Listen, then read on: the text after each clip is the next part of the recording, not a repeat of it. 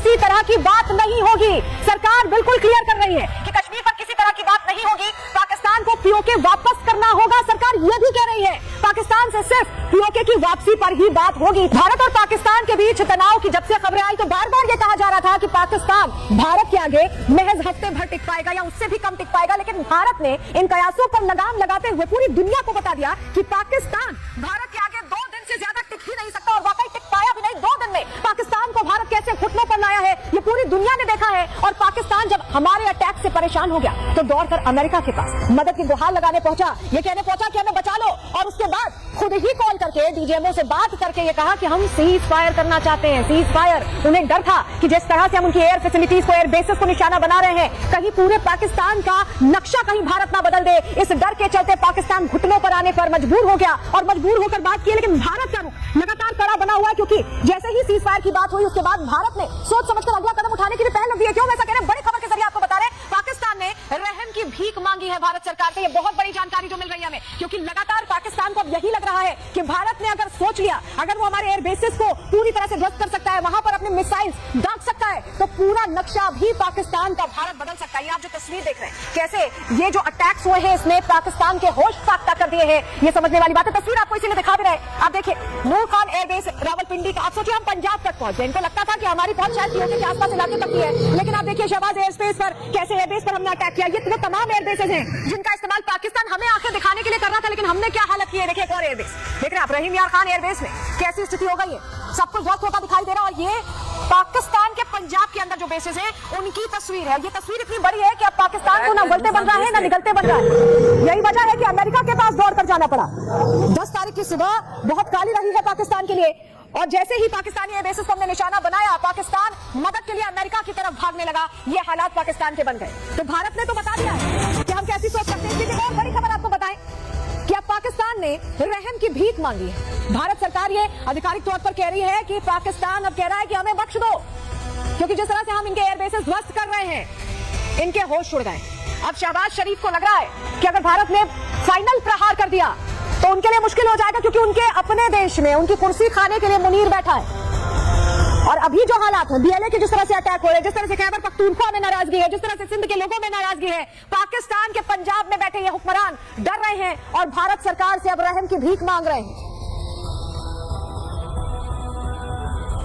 जब हम कह रहे हैं कि 10 तारीख की सुबह बहुत काली रही है पाकिस्तान के लिए, तो उसके साक्ष्य भी सामने आए। हम यूं ही नहीं कह रहे, जरा तस्वीर आपको दिखाते हैं, क्योंकि वो तस्वीर बड़ी है और पूरी दुनिया वो तस्वीर देख रही है। तस्वीर देखिए, ये रहीम यार खान इनका एयरबेस है, और यहाँ पर जब हमने पिन पॉइंट अटैक किया तो कैसे इस एयरबेस की तस्वीर बदल गई। ये तस्वीर बताती है कि पाकिस्तान को इसीलिए भारत से डर लग रहा है। पाकिस्तान को लग रहा है कि 10 मई जैसी सुबह अगर एक और आ गई तो उनके लिए बहुत दिक्कत हो जाएगी। वो अपनी आवाम को क्या कहेंगे। यही वजह है कि अपनी आवाम को उल्लू बनाने के लिए अलग अलग बयान दे रहे हैं। और ये जो तस्वीरें हैं वो खुद कई तो ऐसे लोग हैं जो तस्वीरें देख चुके हैं। अगली तस्वीर देखिए, जकोकाबाद का एयरबेस। ये देखिए, ये जो धमाका हुआ है, जो धुआं ही धुआं हो गया है, यही धुआं पाकिस्तान के उन तमाम एयरबेसेस पर फैलता दिखाई दिया, क्योंकि भारत ने सीधा मैसेज देने के लिए सीधे अटैक्स किए। हमने पहले आतंकी ठिकानों को निशाना बनाया था, लेकिन इन्होंने क्या किया, इन्होंने हमारे सिविलियन एरियाज में अटैक करने की कोशिश की, रिहायशी इलाकों में, सैन्य ठिकानों में। हालांकि सफल नहीं हुए, लेकिन हम जरूर सफल हुए। जरा आपको बताते हैं कि कहां कहां हमने इनकी एक तरह से जो पूरी निशानियां थी वो साफ कर दी है। जरा जानिए, आपको दिखा रहे हैं। ये देखिए, ये है पाकिस्तान। ये हरा आप देख रहे हैं पूरा हाईलाइटेड मैप में पाकिस्तान है, और ये आप देखिए जहां से शुरू हो रहा है पाकिस्तान,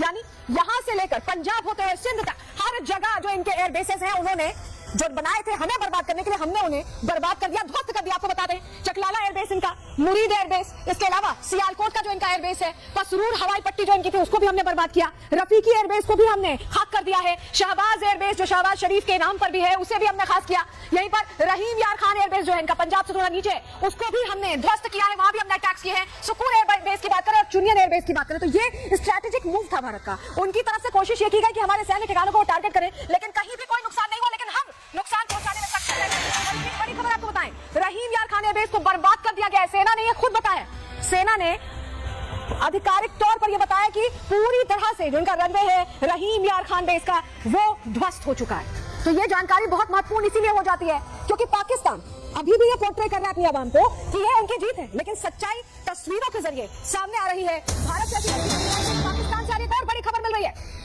पाकिस्तान का नूर खान एयरबेस भी बुरी तरह तबाह हो गया है। चकलाला में है पाकिस्तानी एयरफोर्स का नूर खान एयरबेस।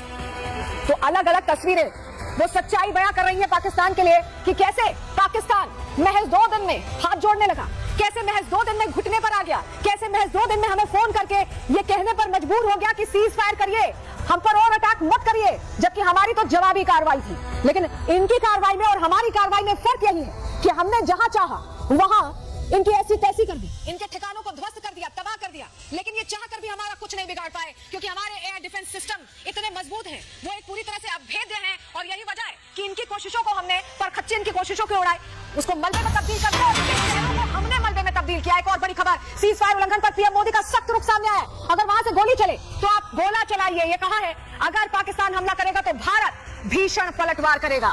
तो भारत अभी ये कह रहा है, खुलकर कह रहा है कि अगर पाकिस्तान ने अभी हिमाकत की हमारी तरफ आंखें दिखाने की, तो हम कड़ा जवाब देने को तैयार हैं। हमारे साथ बड़ी टीम ग्राउंड जीरो से जुड़ी हुई है, हमारे साथ हमारे सहयोगी गुरसिमरन जुड़े हुए हैं, सुमित जुड़े हुए हैं, जतिन जुड़े हुए हैं। लेकिन गुरसिमरन, सबसे पहले मैं आपके पास आ रही हूँ। ये कहना प्रधानमंत्री का कि अगर पाकिस्तान अटैक करता है तो आप कड़ा जवाब दीजिए, ये बहुत बड़ी बात है और बहुत बड़ी मैसेजिंग है पाकिस्तान तक, अमेरिका तक, चीन तक।